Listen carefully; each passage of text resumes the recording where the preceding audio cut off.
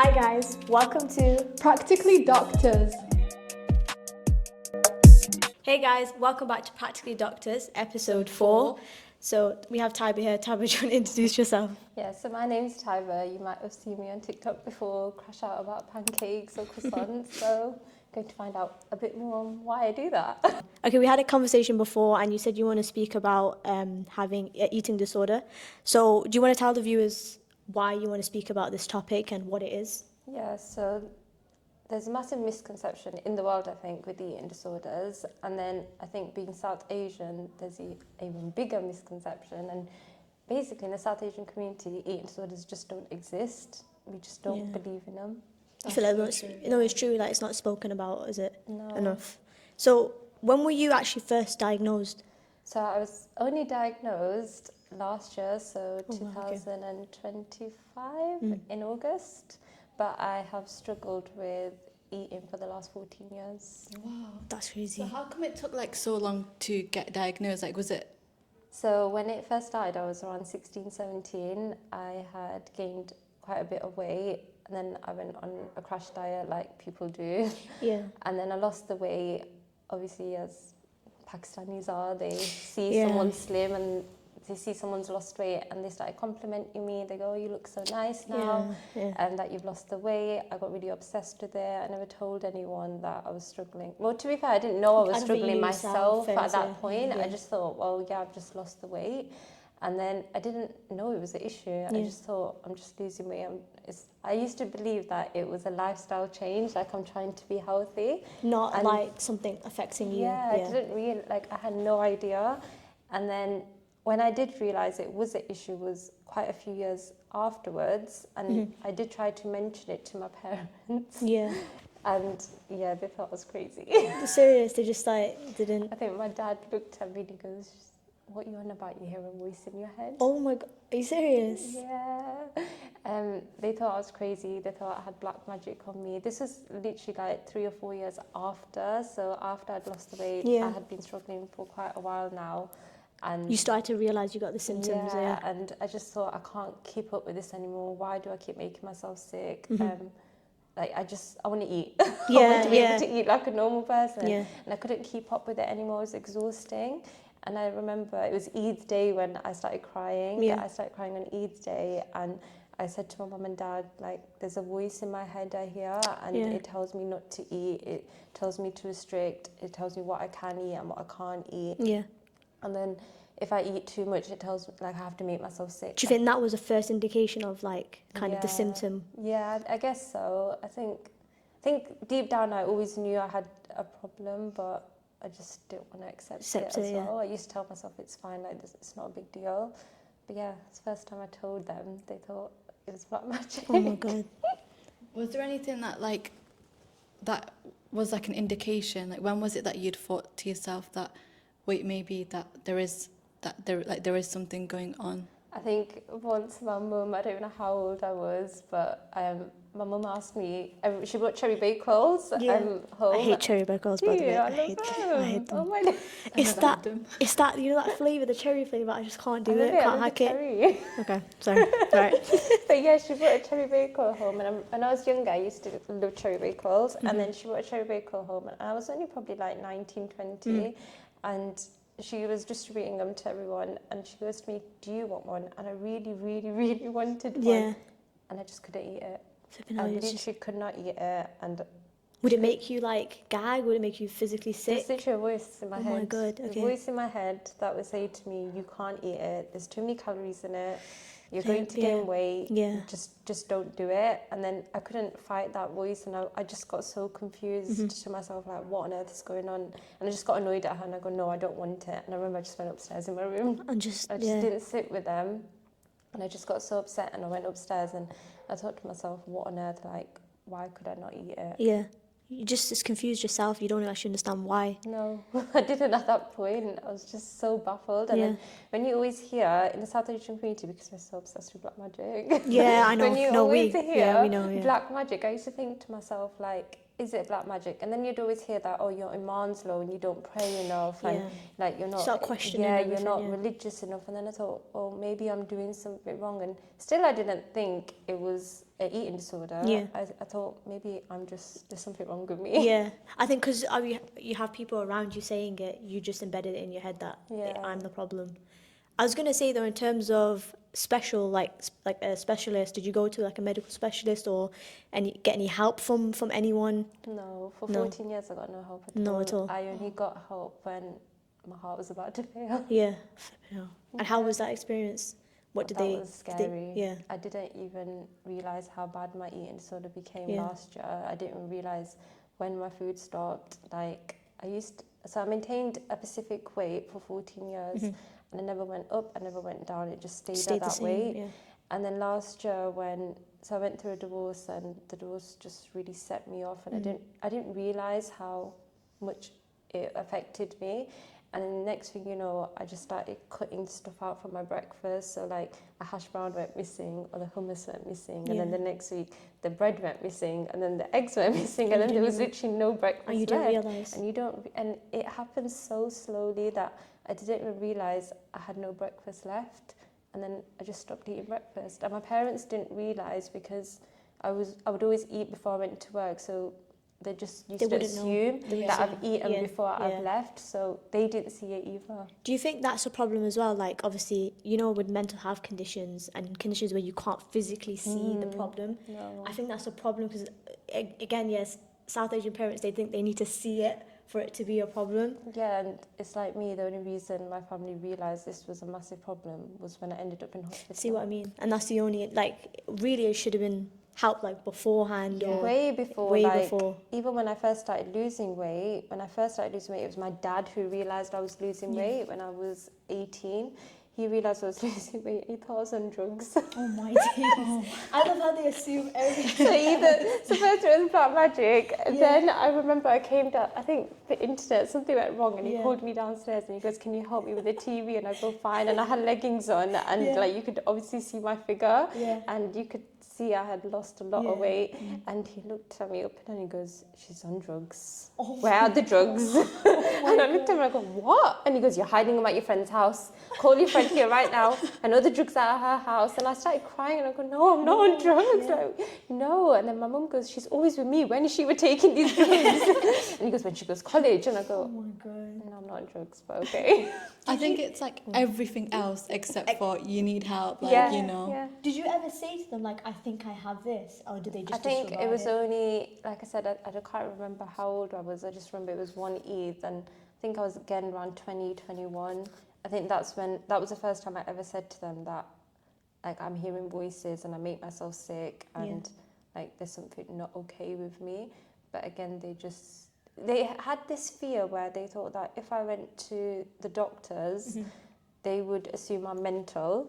They would Yeah. lock me up in a psychiatric ward, Yeah. and they would put me on numerous number of pills, and they would make me worse. Yeah. But I think, again, that's a misconception they've probably had from back in the day. I don't know. I don't know, just their own, yeah. They probably Yeah. thought that that's the case. But if they explored it, so what care did you get in terms of when you said your heart was?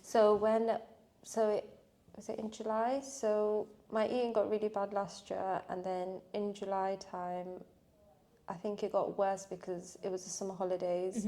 And the only thing that made me eat was the fact that I had to be okay at work. That was the only thing that was keeping me A going. routine almost. Was the fact that I had to have enough energy to be able to teach the children Fair at enough, work. fair enough, yeah. I remember once when because I started restricting so much, I was losing weight, I was feeling really dizzy. And I remember one of the kids at work said to me, "Taiba, can you play table tennis with me?" And I go, "Yeah, sure." I literally did not have the energy to pick that paddle up. I Yeah. felt so dizzy. And he looked at me and he's like, "Are you okay?" And I go, "Yeah, I'm fine." And I quickly ate something just so I had enough energy to be able to play with him. Yeah. And then I thought to myself on my days, like, what am I doing? Like, I need to start eating again. But I just couldn't. Like, do it, I yeah. just... It's not easy. I wasn't able to eat again. I had such a big fear of eating again. And then as soon as summer holidays came, I didn't need to teach anymore. I didn't need a reason to eat anymore because I was at home. I wasn't doing anything. What was I doing at home? Yeah. I didn't need the energy anymore, so I completely stopped eating. For 7 days, like, trigger warning, guys. Yeah. But for 7 days, I had like sourdough bread and that's Oh it. my God, that's it. That's it. I couldn't like my eating completely stopped. So you just almost did it just for the sake of your work. Yeah, it was And the that's only it. thing I was fighting for at that point. I felt like I had nothing else fighting for. Like I just couldn't. I just don't know. I just gave up basically Yeah, at that yeah. point in my life, and then I think it was day 7 or day 8 where I hadn't eaten anything, barely eaten, and I picked my nephew up, and I felt like having something sugary, so I wanted to make apple crumble. Yeah. And my car wasn't working at that point as well, which was stressing me out, fed into my anorexia even more. Anything that doesn't go my way, it would feed into my Yeah. anorexia. Yeah. Things I couldn't control, I'd take it out of my food then. Yeah. And then I took my nephew to Tesco. We walked to Tesco, me, my sister, my nephew, and while I was holding him, I promise it's like a 5-minute walk, Yeah. and I was holding him, and I go to my sister, my chest is hurting, I can't hold him. So my sister held him, and they started crying, and then we came back, and I walked back with him, and I came home, and I go to my mum, like, my chest is really hurting, like, my heart's beating really fast, I don't know what's wrong, and she goes, sit down. So she told me to sit down, and my chest was still like beating really fast, and she goes, have you eaten? I obviously lied to her, and I said, yeah, I have. Yeah. Yeah. And then I got up and I go, I want to make my apple crumble, like that's what I want to eat. Once I've made my mind up about eating something, just I go for it, can't yeah. change my mind. Okay, Like fair enough. there's literally no change, and Yeah. like that's Yeah. it. I have to eat that. If I don't get that, I'm not eating. Okay, fair enough. And so I went to make the apple crumble, and while I was mixing the crumble, I fell on the floor. And then mum goes, she starts shouting at me, she goes, sit down. And I go, it's fine. And I started doing it on the floor. Oh my, you did it. So I got the apple crumble bowl, I just sat on the front. And just started eating it. Yeah, I just started mixing it before I could put it in the oven. Yeah, so I was in the middle of you were making it. And she was looking at me like, what on earth What are is you doing? And then I mean, the dedication. because I knew I had to eat something, Yeah. but Yeah. because the anorexic brain told Was me like, that you nothing can else. only eat the apple crumble, you can't eat anything else. It's crazy. So I sat on the floor and I started making this apple crumble, and then I got up again, and then I fell down again, Oh my God. then I got up again. And you just carried on. So the third time was when I couldn't breathe. So the third time when I got up, I'm mixing, and I just collapsed. I can't breathe. I Yeah. collapsed, and then they called the ambulance. Ambulance came. They were so quick. They came, and my mum said that my sister-in-law says she's been referred to an eating disorder team. And so a week before that happened, I kept saying to my mum, because my mum kept saying black magic still. Yeah. And this is when I got annoyed, and I go, no, I have got an eating disorder. I don't know what eating disorder I've got, Yeah. but I have got an eating disorder. I need help, because you guys can't help me anymore. And whoever we're going to, yes, they can pray on me, but there's more to this. Like, Yeah. I generally It's a need, medical condition. yeah, I you need help. medical help. Like, Yeah. my lips are flipping dry, they're cracking. Yeah. I haven't eaten in days, and I don't know how to eat again. I forgot how to eat. It's crazy. So then they referred me, and then a week later this happened, and then they told the paramedics that she's been referred to an eating disorder team. They took me in straight away because my ECG didn't come out okay, and then my blood pressure was up and down all over the place. Every time I was standing up, my blood pressure kept going up, and they go, she needs to go hospital. They then admitted me, and then I was stuck in hospital for 3.5 weeks. 3.5 Wow, weeks, oh my God. that's Well, really they're just monitoring you. And just, So when I ended up going to hospital, they did my bloods, and they said that her potassium levels are really low. They said she's really malnourished, and they said that she's very close to having a heart attack. oh my God. They go that if she doesn't start eating, we're going to have to tube her. And I was like, well, it's my choice, and I don't want to tube. Yeah, it is your choice. Yeah. So, like, when you was in the hospital, how did you feel? Because obviously you were already going through a lot beforehand, and then being in hospital is not exactly going to help. Like, were you thinking, like, maybe I'm actually going to get the help that I need? Or was it more like... I was a bit, yeah. So I was thinking, yes, I'll finally get the help I need now. But the hospital really triggered me. Oh, yeah, 'cause I would Like, understand, they did not help. They are not, like, the nurses there and the doctors there. Unless you're a specialist with That's an what I'm eating saying, disorder they're not or mental specialists. health, Yeah. they're absolutely useless. Yeah. I lost more weight while I was in Are you hospital serious? because they knew I was in for an eating disorder. Yeah. They knew they didn't know what eating disorder I had, but they knew I was in for eating disorder. And they were giving me full-on meals, like proper big, massive meals that were scary as it is. They kept telling me that they're going to put a tube on me. They kept yelling at me, saying, like, they kept trying to scare me. And I thought, when someone's hit this, like, when you've hit rock bottom like this, Yeah. where you're not eating anymore. Do Yeah. you think I care what you're saying to me? No, Like, I yeah. couldn't care less what you're saying to me. 100%, yeah. And they're like, oh, well, this is happening to you. And I'm like, well, I don't care. And then I was trying, like, one of the nurses, she was actually really nice. And she goes to me, Tabby, you need to eat something. Like, if you're not going to eat, at least have the milkshakes. And I go, I'm terrified of drinks. I go, I have not drank any fizzy drinks or any type of drink for the last 14 years. The only liquids I drink is water or green tea. I don't drink anything else. And then she goes, but we need you to like eat. And I go, and she goes, shall I take the calories off? And I go, okay, yeah, take the calories off. And I'll drink it if I can't see the calories. So I drank a bit. Next day, the nurse came with this Ensure and she had the calories on it. Oh my God. I saw the calories and I go, I'm not drinking it.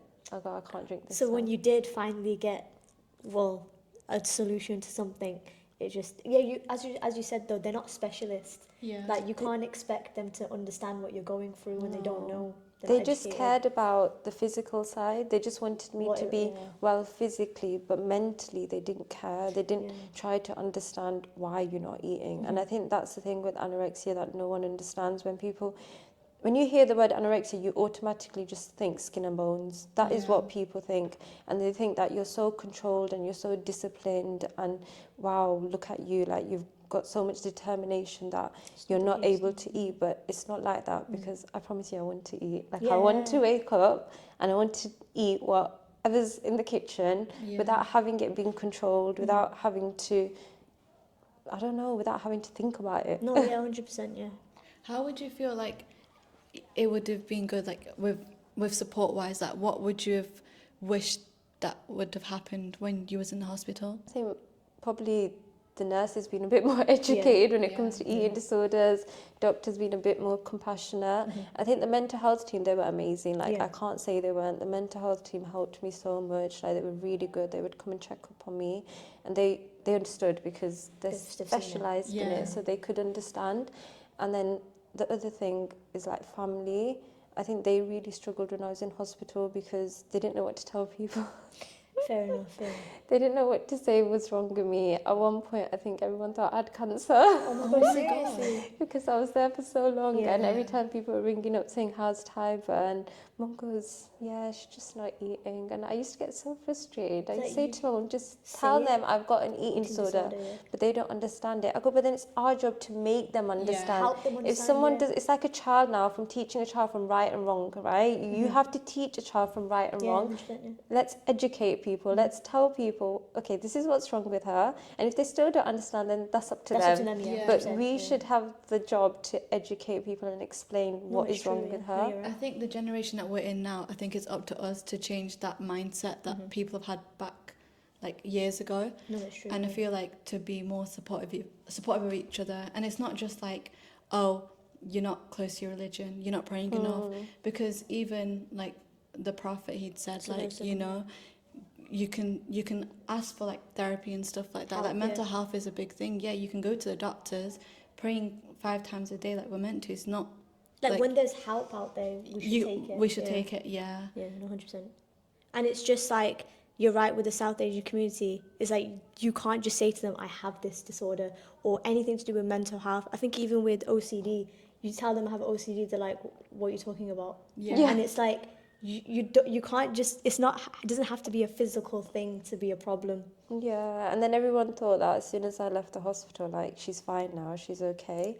But I think it was more hard when I came out of hospital because my eating sort of got worse when I was in hospital, that when I came out, it was so hard to start eating again. But then I did start getting therapy through the NHS, and obviously that's helped me a lot. Yeah. When you was in the hospital, did like your family realise like things are getting bad now, or was it like they were just like you just need to eat? Well, the first day I was in hospital, my dad rang me and he goes, do you want me to order you a burger? Oh, no way. And I love my dad to bits. He's so cute, I know, bless him. Like, honestly, he's that's such a dad thing to say. I know, like, he's the cutest person ever, and he's so caring, honestly, like, I have seen him struggle so much with me. Like, he's had his own little meltdowns because he's literally watched his daughter basically starve in front of him. And even when I got admitted in the hospital, I remember my mum told him, like, because they had to do an ECG on me, they had to take my top off. And my mum goes to my dad, like, go in the other room. Yeah. And I feel like at that point, my dad didn't want to leave because he actually wanted to see how much weight I'd lost. And when he saw me, I had a crop top on, and like, you could literally see how much weight I'd lost. It was really scary. And he goes to my mum, he goes to my mum, she's gonna die. Like, she's literally going to kill herself. So that's your baby. And and at that point I didn't care because I was just so far deep into my ED at that point that I just didn't care who I was upsetting. But even when I was in the hospital, my dad only saw me a few times because he couldn't understand it. To him, he just thought, she's doing it to herself. She's choosing not to eat. And I can't see her like this because the food is in front of her. It's right there. I can get her anything she wants, but she's choosing not to eat. And he really struggled. So he did come a few times to the hospital to see me, but it was really hard for him. And like because I was losing more weight while I was in hospital, and you could see it. And every time he'd see me, he'd get so upset. Like, it's not that he didn't want to see me because he didn't like me or he was upset with me. He didn't want to see me because he couldn't see me suffer like the way I was suffering, and he didn't know how to help me. That's what it is. I think he was frustrated that he just couldn't help, and I think it was frustrating for you because you love your dad so much. You kind of want that person who you love to help you. Yeah, exactly. And then obviously when he saw this heart, they had to have a heart monitor on me for like 2 weeks, and when he saw the heart monitor on me, he got even more stressed out. And then he was just getting so frustrated. He still doesn't understand it. Yeah, he still doesn't understand it. Like, even now, if I have days where I'm walking around the island because I might want to eat a fear food or something that I'm not comfortable with, I'll just stand there and I'll stress about it. And he'll start swearing. And he'll get really angry, and my mum will give him a don't say anything. She'll get there, but just let her do whatever she's doing. Let her do her thing, and she'll get to it. I think that is frustrating. It's just like, especially your parents, that you would want them to be there and understand, and then you don't even have that. What about like friends? And do you think anything like, I'm not, obviously it's a very scary condition that you have. Is there any good moments in terms of family around you, or moments where you've been helped and you feel like, maybe I'm okay, like I can get through this? Yeah, my sister-in-law. So my sister-in-law's white, so I think this is why she's helped a lot. So she's not Pakistani, she's white, and I think this makes a massive difference, guys, because she's not like the rest of my family. She completely gets it. Yeah, okay, fair. She completely gets it. She always just tries to explain to my brother because my brother doesn't understand it either. Crazy, So she has helped me a lot. My sister-in-law has been a massive help. I think, like, the amount, bless her, like, she's heavily pregnant right now. And even when I got first diagnosed, she wasn't pregnant, but she just had a son and she was breastfeeding, and she came to all my appointments with me. She literally was in the waiting rooms with me.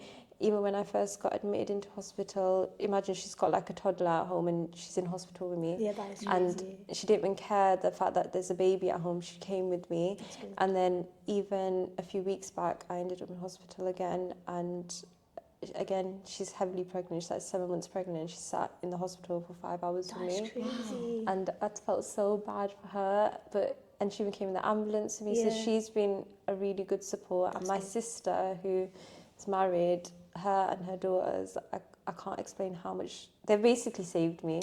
My sister has been like my biggest support system, and like, I'll be honest, without her I don't think I'd be here. Like, I think I would have completely given up if it wasn't for my sister.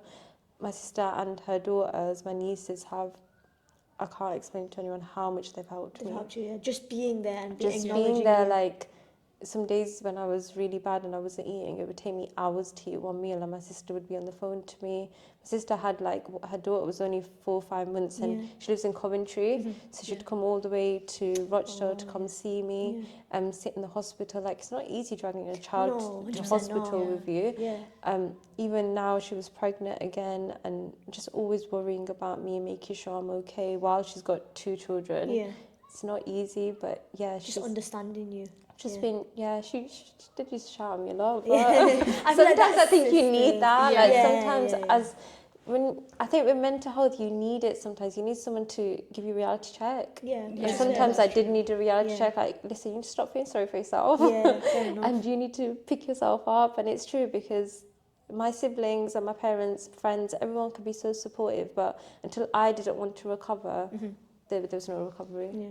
Yeah, no, that's true as well. Like, as much of a support system you might have around you, at the end of the day, it's on you as well. Like, they can help you, but they can't do things for you. No. Yeah, but it's like a bit of a sad reality as well, because sometimes it's hard to pick yourself up. Yeah. It's And so hard to yeah, pick yourself up. I think when you feel like you've lost everything, and I think I was at that point in my life now where I felt like I lost everything. I felt like I had nothing left to fight for, and that fed into my eating disorder more. Even though alhamdulillah, I had loads, but I just couldn't see it Yeah. because my mental health got that bad. I couldn't see Everything I was I just couldn't see the blurred good out. things, and we tend to do that. We tend to forget about all the good things we Yeah. have. Yeah. And I couldn't see all the good things, and I just kept focusing on the negative. But again, I guess my anorexia fed onto all those negative things and kept telling me, you have no future, so what's the point of even trying? yeah. I was going to say, obviously, you said you're a teacher. So how do you think it affected you with your journey to become a teacher? Or was it just like you kind of just went along with being a teacher and just Yeah, I ignored think it? I just got along with Yeah. it. I think it did start making me a bit upset, like when in the last few years it started getting to me a bit because I started working in secondary, and in secondary, like in the setting I'm in right now, I take the children out a lot, and there's a lot of more opportunities to eat with the children. Yeah. Whereas when I worked in mainstream, we'd rarely eat with the children then. But in secondary, in the setting I'm in now, there's so many opportunities where I have to eat with the children, and that's when it started affecting me a lot, where I wouldn't eat with the children and then they'd wonder like, why is Taiba not eating? And I never realised they picked up on my eating habits. Like one of my key children used to say to me, Taiba, you never order lunch. And I used to give excuses like, oh, but it's because I have a really big breakfast, or I'll eat later. And like really, You're just being brave for yeah, them just as well, really yeah. silly things I would say, just to get out of it. I think it was really hard when one of the girls I started working with, she's got eating disorder as well. Okay. Oh my days, that literally broke my heart. Like, Yeah. Seeing it from seeing someone I care about now, because I care so much about this girl that I teach. I really I really care for her, and I really wish her well. And not knowing myself how much pain you have to be in to stop eating and to have an eating disorder, it broke my heart knowing a 16 years old is going through this. And I remember crying, I remember getting so upset, I remember it was making my eating disorder worse as well. I remember going to therapy and just talking about this child the whole time. And I remember after my therapy session, I actually went back to work to make sure this girl was okay. Oh, because you've And spoken then, about and then I thought to myself, if I'm feeling this hurt over a child that I've known for what, a month, 2 months, imagine how my parents were feeling. That's what I'm Like, thinking, I'm their child, like I was basically breaking their heart. I'm so upset about someone who isn't my child. Yeah. Imagine what my parents are feeling. And I think it's more annoying that you're not controlling it. And I know, you don't and you want want to to break their fight heart. it. Like, I want to fight it. Like, it's so hard because I want it gone. Yeah, no, I want it gone. Like, I want it so gone. I remember once said to my therapist, can they just not make like a tablet for anorexia? Just make it I go like, you know, you've got depression tablets. Can they not make a tablet for anorexia? And she goes, well, I wouldn't have a job now. I go, well, I don't care about your job, mate. Do you think I care about your job? Do you basically need me to be ill then? Basically, yeah. Like, what? You need me. So, thank you, by the way, for sharing all that. I know it's hard. And do you have any advice for, viewers that have just recently been diagnosed, or they don't know they have it and they think they have it? Can you give any advice to them? Yeah, like if you feel like you've got an eating disorder, you probably most likely do have one, and you need to go get support. Like, I can't emphasize enough how much you need to go actually get medical help. I thought I was in control for 14 years and I really wasn't. I was really, really delusional. I thought I had this under control, and your eating disorder will catch up to you eventually. It'll find a time when you're probably really, really low in your life, and it will literally take everything away from you. And I was very, very fortunate where I had my sister, I had my sister-in-law, my parents here and there. I had a job. There was things that kept me going and kept gave me something to fight for, but some people are not lucky enough to have that. Yeah. So when your eating disorder gets that bad and you have nothing worth fighting for, it's very hard to pick yourself up again. If I didn't have a job, if I didn't have my parents or my siblings, if I didn't have all this, what would I be fighting for then? Yeah, no, 100%. I mean, you can't, like I said, if you don't have anything worth fighting for, it's really hard to pick yourself up. So, and with eating disorders, people always think they don't have one because we always think, again, skin and bones, but it's not skin and bones. You can have an eating disorder where you overeat, undereat. Please just go get help. Yeah, 100%. Yeah, Like, get help. Do you think it happens like gradually, where it's like you're not realizing, and then when it gets too bad, you're like, whoa, like. For me, like, yeah, I always knew I had an eating disorder. Like I said, I always knew. I remember when I was married, I used to say to my ex-husband, like, this is going to kill me one day. Yeah. And I did try to get help, but everyone just thought I just talked shit, really. Yeah. And the fact that you said, like, you didn't expect your students to realize you have it shows how much you've been through, where people have just been ignoring it. Yeah. I think that it resonates, it shows it. They just used to say that, oh, she's just skinny and she doesn't like eating. That's so bad. That's so bad. Anything else you want to say? Like, maybe, you know, anything else? Any last words? No, I just think, guys, if you've got any mental health condition, I think go get support. It's okay to be on medication. It's okay to get help. There is literally nothing wrong with it. 100%, I would say get help before it does get too bad, where it's really hard to get out of then. And no one wants to be in that situation. 100%. Yeah. Thank you guys for watching. So please like and subscribe and comment below if, you know, you've recently been diagnosed with what Taiba has, and maybe give some advice on your end, maybe your experience. And inshallah, yeah, we'll be comment back. Yeah, and then there'll be donation links as well 100%, yeah. to the relevant charity through a Just Giving link. So if you guys want to donate to that, then yeah, and we really appreciate you Thank coming. you so No, it's much, been Aisha. nice. It's been really nice, guys. Yeah. Thank you. Crazy, our first guest. I know. Yeah, I know, it's and really been really exciting. nice. Yeah. And we were really nervous. Yeah, we were nervous. We were nervous. nervous. And then. Yeah, But we were Taiba's a fine. lovely person. Oh, so, thanks, guys. you know, it made it a lot easier. And if anyone else would like to come on the podcast, then please click the link below as well. It's a Google form, and then we'll get back to you. Thank you guys. Bye.